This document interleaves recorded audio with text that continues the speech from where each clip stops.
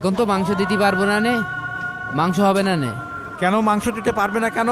আমি কি তোমার কাছে মাগনা নিতে এসেছি? 2 কেজি মাংস মাপো। চাচা, আমার কাছ থেকে মাংস নিতে হলে একটু অপেক্ষা করতে হবে।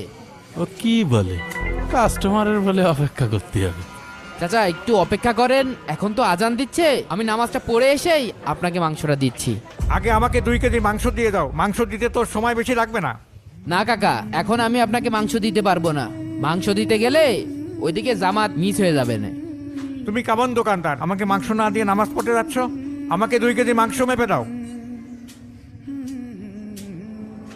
আপনার যদি এতই তাড়া থাকে এই পাশের দোকান থেকে নিয়ে নেন।